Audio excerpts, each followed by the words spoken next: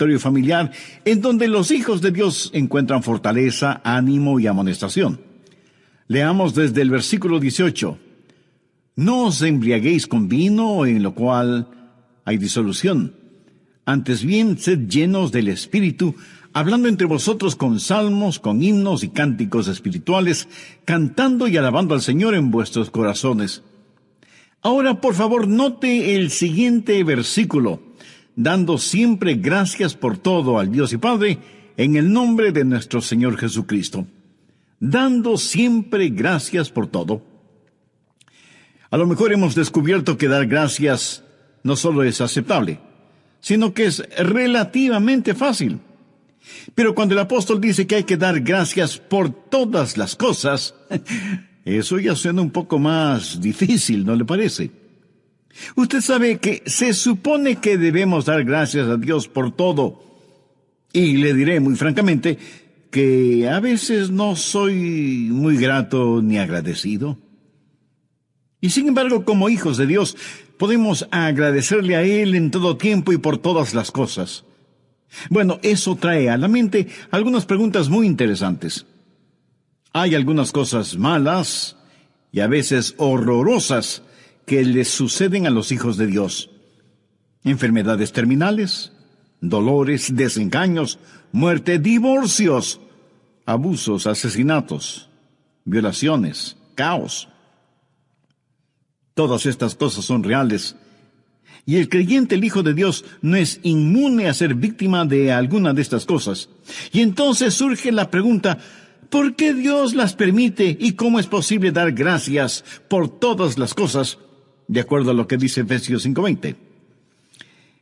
Permítame sugerir algunos factores que usted necesita tomar en consideración. Entonces, a lo mejor podrá entender por qué Dios nos ha dado este mandamiento.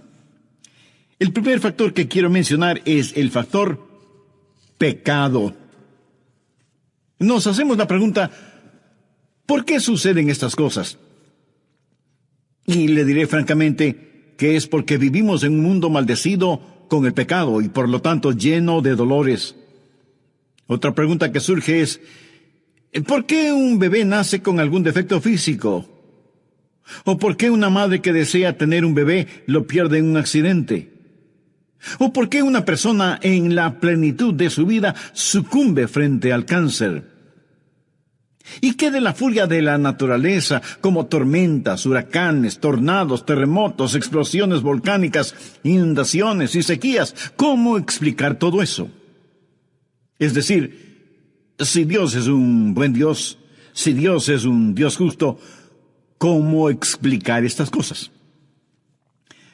Bueno, recuerda que vivimos en el planeta Tierra y que este planeta lleva una maldición debido al pecado. Y nuestros cuerpos mortales llevan la maldición del pecado de Adán. En Efesios 2:3 dice que somos, por naturaleza, hijos de ira. Eso significa que nacemos en este mundo con la naturaleza de Adán. En Romanos 5:12 leemos: por tanto, como el pecado entró en el mundo por un hombre, y esto hace referencia a Adán, y por el pecado la muerte. Cada uno de nosotros tenemos en nuestro corazón, en nuestra vida, en nuestro cuerpo, la semilla del pecado, y como resultado vamos a morir. Y cada uno de quienes me están escuchando está infectado con esa enfermedad. Moriremos si es que Jesús no regresa antes. Leemos en la Biblia acerca de Adán, que vivió 930 años y murió. Seth vivió 912 años y murió. Enoc vivió 905 años y murió. Y los seres humanos comenzaron a vivir menos y menos años debido a los estragos del pecado sobre la naturaleza humana y sobre nuestros cuerpos tan maravillosamente creados por Dios. En nuestros días, si alguien vive más de los 100 años, la gente se asombra de que viva tantos años. Mi amigo, más tarde o más temprano, su cuerpo empezará a desgastarse. Un pastor estaba visitando a una ancianita, ya muy avanzada en años, y ella tenía dificultades propias de su edad. Y le preguntó al pastor: ¿Podría decirme por qué estoy sufriendo tanto? Ella esperaba una respuesta muy teológica y filosófica, pero el pastor le dijo, por supuesto que puedo decírselo, está sufriendo porque ya está viejita. Y con cada día que pasa todos nos volvemos más viejos. Nuestros cuerpos se van desgastando. Mire lo que dice la Biblia en Job 14:1. El hombre nacido de mujer, corto de días y hastiado de sinsabores. Usted no va a vivir largo tiempo y su vida va a estar llena de sinsabores.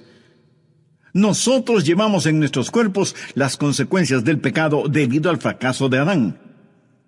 Pero no son solo los seres humanos los que llevan esas consecuencias, sino también la misma naturaleza. En Romanos 8:21 leemos, porque también la creación misma será liberada de la esclavitud de corrupción. En otras palabras, la creación sufre y sufrirá las consecuencias del pecado humano hasta cuando el Señor regrese. La tierra seguirá sujeta a terremotos, inundaciones, huracanes, tornados, avalanchas, maremotos o lo que sea. De los miles de volcanes que existen en todo el mundo, la mayoría de ellos, de acuerdo a la opinión de los expertos vulcanólogos, están en actividad constante y es en realidad muy difícil el predecir cuándo van a reventar. Y todas estas cosas suceden porque hay una maldición sobre la naturaleza. Y el que usted sea creyente o no, no hace ninguna diferencia. La Biblia dice que Dios hace que llueva sobre justos e injustos.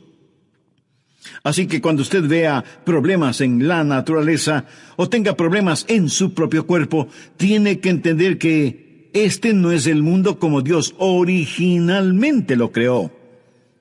Este es un mundo que está manchado por el pecado.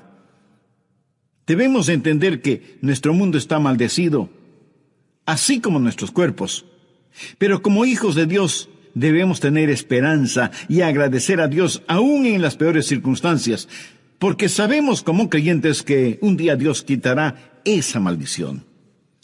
Romanos 8:21 en su totalidad dice, porque también la creación misma será libertada de la esclavitud de corrupción a la libertad gloriosa de los hijos de Dios. Y eso va a suceder, mi amigo. Uno de estos días todo vestigio de enfermedad desaparecerá de nuestro cuerpo. Uno de estos días la oveja y el león apacentarán juntos. Uno de estos días los desiertos florecerán como rosas y la tierra se llenará con el conocimiento del Señor, como las aguas cubren la mar. Esa es la promesa en Romanos 8. Esta creación será liberada de toda corrupción. Por eso, en medio de todo lo que sucede, puedo agradecer al Señor porque un día Él hará todo diferente. En segundo lugar está el factor disciplina o castigo. Si usted está teniendo problemas, si le están sucediendo cosas malas, lo que usted presume son cosas malas, a lo mejor no sea otra cosa que la disciplina de Dios. Anote al margen Hebreos 12, versos 5 y 6. Y habéis ya olvidado la exhortación que como a hijos se os dirige diciendo, Hijo mío, no menosprecies la disciplina del Señor, ni desmayes cuando eres reprendido por Él, porque el Señor al que ama disciplina y azota a todo el que recibe por hijo. Mi amigo, aquí no se está hablando de un castigo livianito. El azote se lo ejecuta con un látigo de 9 correas. Eso significa castigo severo. Pero leamos hasta el versículo 11. Si soportáis la disciplina, Dios os trata como a hijos, porque ¿qué hijo es aquel a quien el Padre no disciplina? Pero si se os deja sin disciplina, de la cual todos han sido participantes, entonces sois bastardos y no hijos. Por otra parte, tuvimos a nuestros padres terrenales que nos disciplinaban y los venerábamos. ¿Por qué no obedeceremos mucho mejor al Padre de los Espíritus y viviremos? Y aquellos ciertamente por pocos días nos disciplinaban como a ellos les parecía, pero para lo que nos es provechoso, para que participemos de su santidad. Es verdad que ninguna disciplina al presente parece ser causa de gozo, sino de tristeza. Pero después da frutos apacibles de justicia a los que en ella han sido ejercitados. Si usted está sufriendo, pudiera ser que Dios le esté disciplinando. Eso no significa que Dios no le ame. Todo lo contrario, significa que Dios le ama. Tanto que no le permitirá que usted al pecar se salga con la suya y por lo tanto le disciplinará. Él, como padre, le disciplinará porque usted es su hijo. Verá, hay 3 clases de juzgamientos. Dios nos juzga como pecadores, como hijos y como siervos. Nos juzga como pecadores en la cruz. Jesús llevó nuestro juicio allí. Nos juzga como hijos al disciplinarnos y nos juzgará como siervos, como mayordomos ante el tribunal de Cristo. Pero si Dios le castiga con el azote de la disciplina, denle gracias a Dios por 2 razones.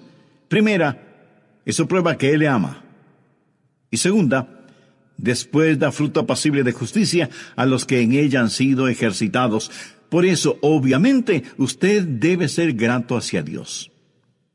Tercero, el factor de la dependencia. Dios a veces permitirá que tengamos problemas para que dependamos de Él. Hay un antiguo refrán que dice, si nunca tuviera un problema, no sabría si Dios puede resolverlo. Así que Dios puede permitir ciertos problemas en nuestra vida para que nos acerquemos a Él, para que dependamos de Él. Busque por favor 2 Corintios capítulo 12, empezando en el verso 4.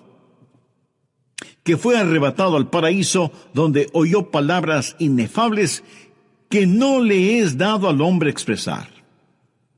Él vio cosas sobre las cuales Dios le dijo, es un secreto sagrado. No se lo digas a nadie. A veces me pregunto por qué Dios no quería que las dijera. A lo mejor fue porque extrañaríamos tanto el cielo que nos volveríamos descuidados al cruzar las calles en la tierra. Dios dijo, manténlo en secreto. Pablo continúa diciendo, de tal hombre me gloriaré. O sea, me gloriaré en la visión que Dios me dio. Pero de mí mismo en nada me gloriaré, sino en mis debilidades. Sin embargo, si quisiera gloriarme, no sería insensato, porque diría la verdad. Pero lo dejo para que nadie piense de mí más de lo que en mí ve u oye de mí. Lo que Pablo está diciendo es, no quiero que piensen que soy una especie de plutócrata espiritual, alguien importante. Y para que no me crea demasiado por las revelaciones que he recibido, tengo un aguijón en la carne, un mensajero de Satanás para que me moleste, si es que me exalto en demasía. Interesante, un aguijón en la carne. La palabra griega es estaque. Espiritualmente, él tuvo como una estaca atravesada en su corazón, algo muy doloroso.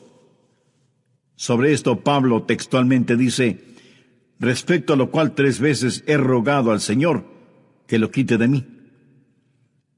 Ahora esto no significa simplemente decir, Señor, quítalo de mí, quítalo de mí, quítalo de mí. No. Significa que él tuvo 3 periodos extensos de ayuno y oración, buscando el rostro de Dios y rogando, Señor, quita este aguijón de mi carne. ¿Y qué le contestó Dios? Bástate mi gracia, porque mi poder se perfecciona en la debilidad. ¿Cómo reaccionaría usted si Dios le diera esa clase de respuesta? ¿La entendería? ¿La aceptaría? ¿Seguiría amando, obedeciendo y sirviendo a Dios? ¿Cuál fue la respuesta de Pablo? Por tanto, de buena gana me gloriaré más bien en mis debilidades, para que repose sobre mí el poder de Cristo. Por lo cual, por amor a Cristo, me gozo en las debilidades, en afrentas, en necesidades, en persecuciones, en angustias, porque cuando soy débil, entonces soy fuerte. Ahora, ¿podría usted decir lo mismo? Y si usted no siente ninguna gratitud hacia Dios, será muy bueno que vuelva a leer esta lista que describe enfermedades, críticas, necesidades materiales, estar en prisión, ser golpeado. Y todo eso por amor a Cristo. Porque según Pablo, cuando soy débil, entonces soy fuerte. Ahora todos debemos admitir que tenemos debilidades. Primero, porque eso es un hecho. Y segundo, es una ventaja.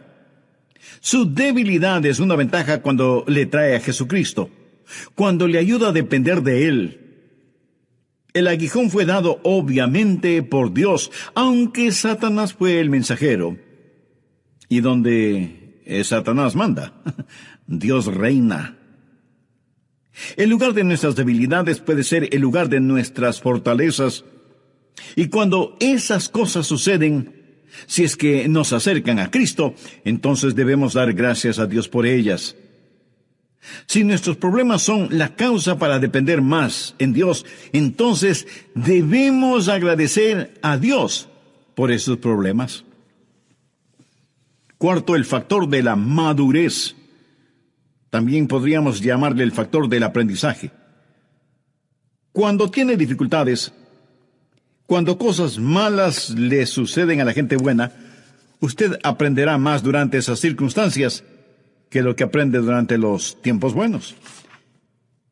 Quiero que piense en el tiempo más feliz que haya tenido, cuando todo era simplemente maravilloso. Ahora permítame preguntarle, ¿cuánto aprendió durante ese tiempo? Ahora piense en el momento más problemático, el instante más oscuro de su vida. ¿Cuánto aprendió? Uno aprende mucho más durante los momentos de pesar que durante los tiempos de gozo. Leamos en el Salmo 119, 67.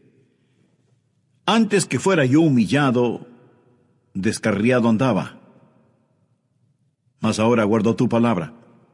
Y el versículo 71 dice, bueno me es haber sido humillado para que aprenda tus estatutos.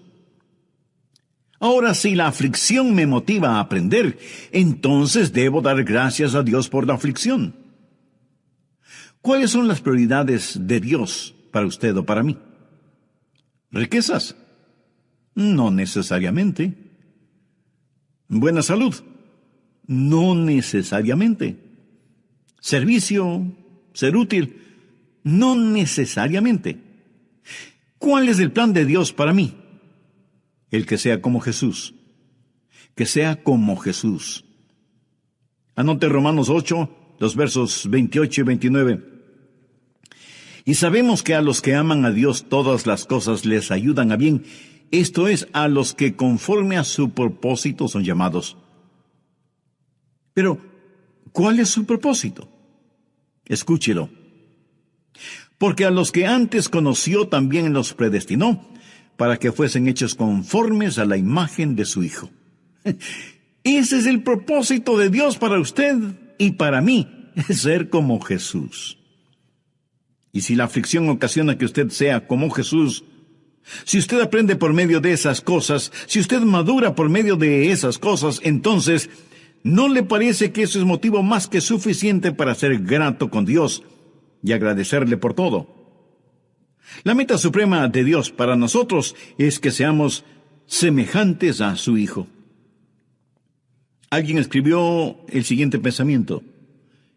Caminé varios kilómetros con el placer, y aunque todo el tiempo habló, con todo lo que dijo, nada me enseñó. Caminé varios kilómetros con el dolor, y aunque no abrió su boca, qué mucho aprendí cuando el dolor caminó junto a mí. Aquí hay un factor de aprendizaje por el cual debemos dar gracias a Dios. Ahora, para poder dar gracias a Dios, usted tiene que conocerle, porque el Dios de la Biblia de ninguna manera es un Dios anónimo. Tiene usted una relación personal con Dios por medio del Señor Jesucristo. Recuerde que el mismo Señor Jesucristo dijo: yo soy el camino y la verdad y la vida. Nadie viene al Padre sino por mí. Del programa anterior mencionaré que ya hemos estudiado 4 de los factores que son necesarios para poder entender aquello de dar gracias a Dios en todo. El primer factor es el pecado, el segundo factor es la disciplina, el tercer factor, la dependencia, y el cuarto factor es la madurez. Bien, continuemos con el material para hoy. Quinto, el factor de paciencia. Cuando le suceden a usted cosas malas, cosas inexplicables, pudiera ser que Dios esté sencillamente desarrollando paciencia en usted. Todos nosotros necesitamos aprender a ser pacientes, que es una virtud cristiana. El Salmo 27:14 dice: aguarda a Jehová, esfuérzate y aliéntese tu corazón. Sí, espera a Jehová. Y en Santiago 1:4 leemos: mas tenga la paciencia su obra completa, para que seáis perfectos y cabales, sin que os falte cosa alguna. Usted y yo necesitamos aprender a ser pacientes. Ahora, la palabra paciencia aquí no significa la habilidad para armar un intrincado rompecabezas o tratar de pasar un hilo por el ojo de una aguja. La palabra paciencia aquí es la palabra griega que significa la capacidad de soportar sufrimiento y dolor. Y Dios quiere que aprendamos paciencia porque, además, es una virtud cristiana que no se aprende simplemente leyendo un libro. Usted nunca aprenderá santidad sin paciencia. No existe tal cosa como la madurez instantánea. Así que, si Dios nos está enseñando paciencia, y la paciencia es una virtud cristiana, no debemos dar gracias a Dios cuando enfrentamos problemas. Escúcheme, en la vida del creyente, las tribulaciones le ayudan a desarrollar paciencia, y esto lo digo por experiencia propia. Sexto, el factor del ministerio. Veamos 2 Corintios 1, versos 3 y 4.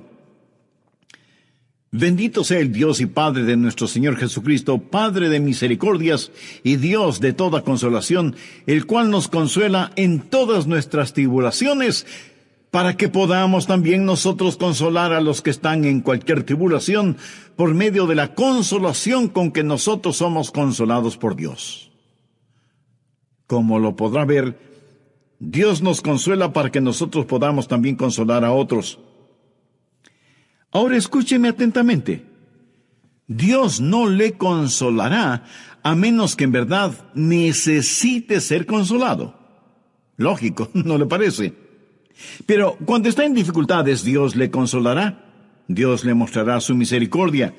Y usted habrá aprendido una lección que podrá utilizarla y transmitirla a otros. Una y otra vez he visto a mi esposa consolar a mujeres que han perdido a sus bebecitos.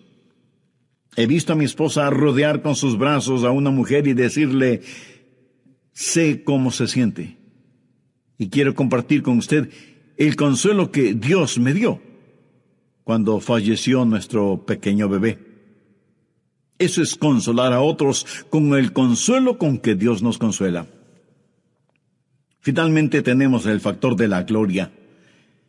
De alguna manera, en una forma extraña, si lo queremos decir así, cuando sufrimos y sin embargo seguimos alabando y agradeciendo a Dios, esto trae gloria para Él. Veamos 1 de Pedro, capítulo 4, los versos del 12 al 14. Amados, no os sorprendáis del fuego de la prueba que os ha sobrevenido, como si alguna cosa extraña os aconteciese. Pedro llama a esos hermanos amados y les dice que no deben sorprenderse por las pruebas que estaban experimentando. A veces cuando tenemos dificultades nos decimos: ¿cómo puede sucederme esto a mí? Soy un pastor, o anciano, o diácono, o lo que usted sea. Como creyente, hombres y mujeres, estoy en las reuniones de oración y en los estudios bíblicos, enseño en la escuela dominical. ¿Por qué estoy viviendo esta prueba de fuego? Y Pedro dice, no pienses que es algo extraño lo que te sucede. Gozaos por cuanto sois participantes de los padecimientos de Cristo, para que también en la revelación de su gloria os gocéis con gran alegría. Si sois vituperados por el nombre de Cristo, sois bienaventurados, porque el glorioso Espíritu de Dios reposa sobre vosotros. Ciertamente de parte de ellos Él es blasfemado, pero por vosotros es glorificado. Cuando usted tiene una convicción firme por el Señor Jesucristo, le puedo asegurar que tendrá problemas, y lo sé por experiencia. Ahora, si usted quiere que el Espíritu de Dios y el Espíritu de gloria descansen sobre usted, va a tener que estar preparado para enfrentar los problemas que vendrán. En la Biblia leo que Esteban fue apedreado por su fe. Pero también leo que mientras le apedreaban, su rostro resplandecía como el rostro de un ángel. O sea, la gloria de Dios estaba sobre él. Dios no le libró de ese tormento y permitió que viviera ese problema, que sirvió de testimonio para quienes lo miraban, entre quienes estaba un hombre llamado Saulo de Tarso. Aún hoy en día hablamos de la fe de Esteban y de la gloria de Dios que iluminó su rostro. La gloria de Dios estuvo con esos 3 jóvenes hebreos que fueron lanzados en un horno ardiente, y el rey miró y exclamó, «¡Miren! Lanzamos 3 hombres, pero hay un 4º hombre con ellos, y luce como el Hijo de Dios». La gloria fue para Dios, no para esos jóvenes, cuando salieron del horno. Pero una cosa es ser liberado y alabar a Dios por eso, y otra muy diferente es no ser liberado y a pesar de todo alabar a Dios. Eso demanda más fe, pero trae más gloria a Dios. Si Dios es glorificado en mi vida, aun cuando yo esté sufriendo persecución, no debo agradecer a Dios porque Él es glorificado en mi vida, aunque no tenga las ganas de hacerlo.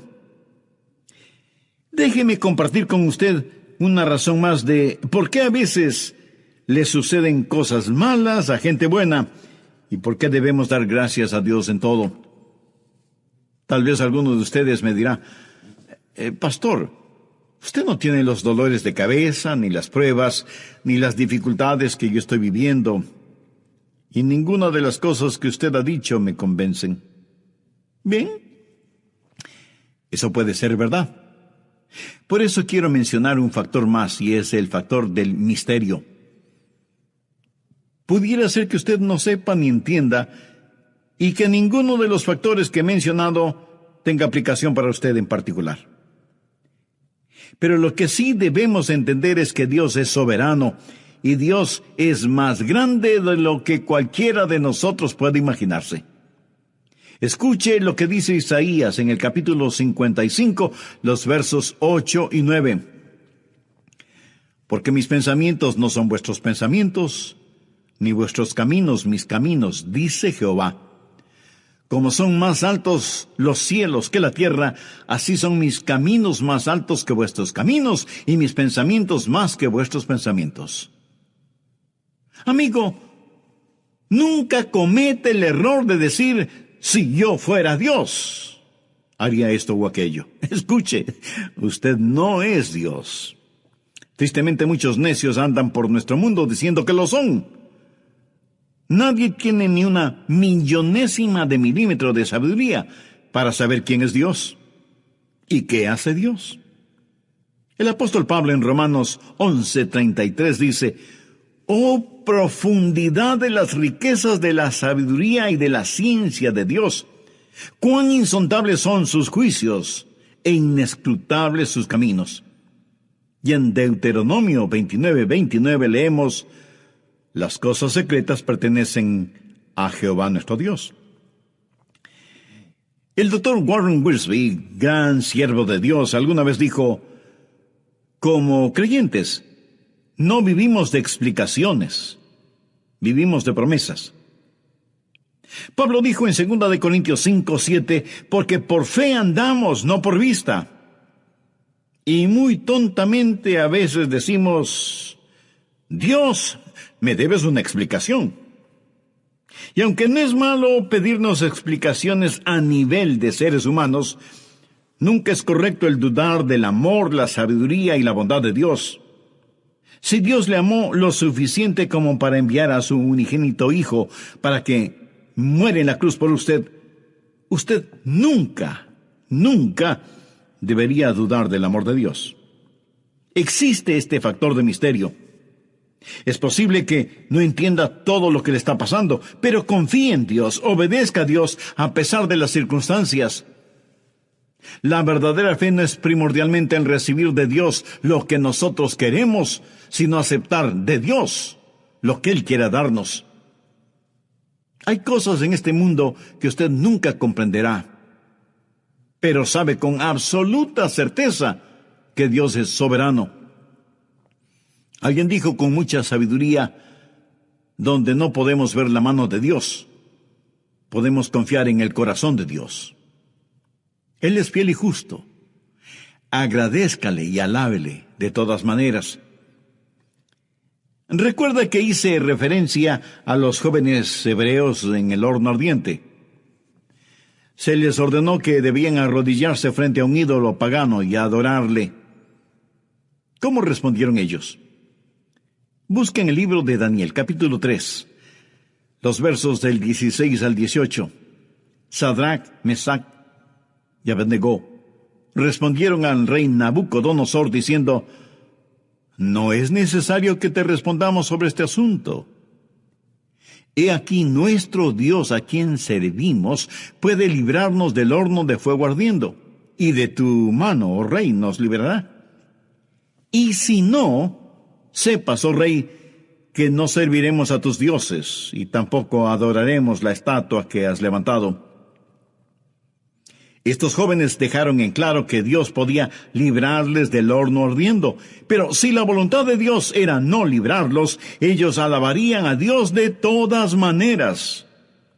Escúcheme, día tras día, a pesar de lo que pase, a pesar de las circunstancias, exprese sus gracias a Dios. Pudiera ser que se vaya a encontrar en situaciones de las cuales no podrá liberarse hasta que empiece a dar gracias a Dios. Hace años, cuando ya vivíamos y pastoreábamos la iglesia en Memphis, tuve necesidad de regresar a la Florida por asuntos personales. Yo tenía ya mi familia, así que decidimos ir todos. Un hermano de la iglesia tenía una casita rodante y nos la ofreció para que fuéramos a la Florida. Y no solo eso, sino que también nos dio una tarjeta de crédito para comprar gasolina. Y eso fue algo extraordinario de su parte. Así que íbamos rumbo a la Florida, todos muy contentos en esa pequeña casita rodante.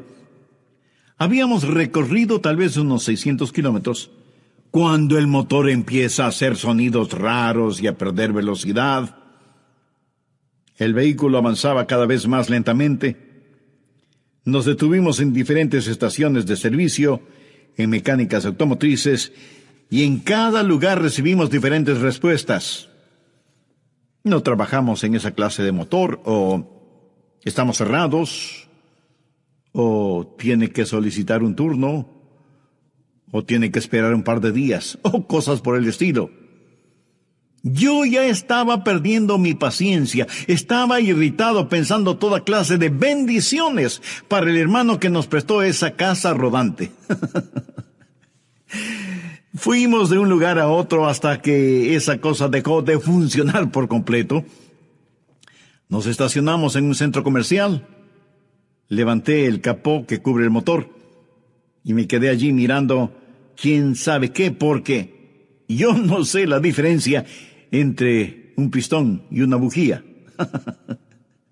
Y estoy ahí cuando mi querida y amada esposa se me acerca y me dice: Adrián, ¿le has agradecido a Dios? ¿Qué?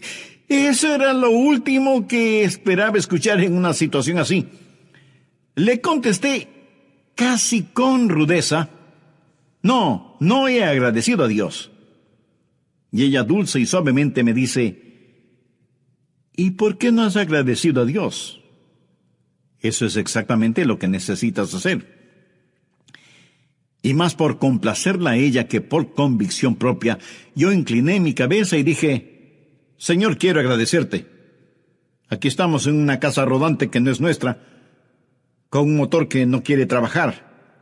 Yo nada sé de mecánica, y nadie puede arreglarlo. No sé qué hacer, pero gracias de todas maneras. Pero de inmediato me doy cuenta de la forma en que dije esa oración y añadí: eso no estuvo bien decirlo así, Señor. Lo siento mucho. En realidad, te agradezco, porque sé que nos ayudarás. Cuando terminé de orar, veo al otro lado del estacionamiento un lugar en donde 4 jóvenes estaban cambiando las llantas o ruedas de un carro. No era una mecánica, solo un lugar para reparar llantas, ruedas, gomas o como usted quiera llamarlas. Fui hasta donde ellos y les pedí si pudieran ver qué les sucedía al motor de la casita rodante. Vinieron, miraron por un momento el motor, uno de ellos movió algunas cosas, sacó un destornillador de su bolsillo, hizo algunos ajustes y me pidió que encienda el motor. ¡Rum! Y el joven dijo: ¿está listo? Ya no tendrá problemas. Nosotros estábamos asombrados. Yo casi no podía hablar. Para mí, Dios había enviado un ángel especializado en casas rodantes para que arreglara la nuestra. Y cuando saqué unos billetes para pagarles, ellos se negaron a recibirlos. Les dije: por favor, acéptenlos. No saben cuán agradecidos les estamos. Y ellos respondieron: Señor, no podemos aceptar su dinero. Desvirtuaría la ayuda que le hemos ofrecido. Ángeles disfrazados de mecánicos. Les dije: gracias. Que Dios les bendiga. ¿Sabe? Me sentí un poco raro pidiendo que Dios bendiga a esos ángeles. Ahora me gustaría decirle que cuando usted se encuentre en dificultades y alaba a Dios, sus dificultades desaparecerán. Pero no siempre es así. Pero sí le puedo asegurar que usted gozará mucho de la vida si aprende a agradecer a Dios, aun cuando no entienda qué es lo que está pasando. Pudiera ser que Dios no le permitirá salir de ciertas circunstancias hasta que tenga la fe suficiente y el suficiente amor para decirle: gracias, Señor. No sé por qué, no sé cómo, pero sí sé que tú eres Dios soberano. Y en medio de este dolor, en medio de todas estas dificultades que estamos viviendo, te doy las gracias, aunque no siente el hacerlo. Y ayúdame a ser siempre grato por todas las cosas que nos has dado. Gracias, Padre. Romanos 8:28 dice: y sabemos que a los que aman a Dios todas las cosas les ayudan a bien, esto es, a los que conforme a su propósito son llamados. Esta no es una promesa para todo el mundo, sino para aquellos que aman a Dios. Y usted no puede amar a Dios sin amar a su Hijo Jesucristo. Usted no puede conocer a Dios sin antes conocer primero al Señor Jesucristo, quien dijo: yo soy el camino y la verdad y la vida. Nadie viene al Padre sino por mí. Hoy usted puede entregarle su corazón al Señor Jesucristo. Si yo pudiera tomar esa decisión por usted, lo haría sin pensarlo ni un segundo. Pero esa es una decisión que solo usted puede hacerla.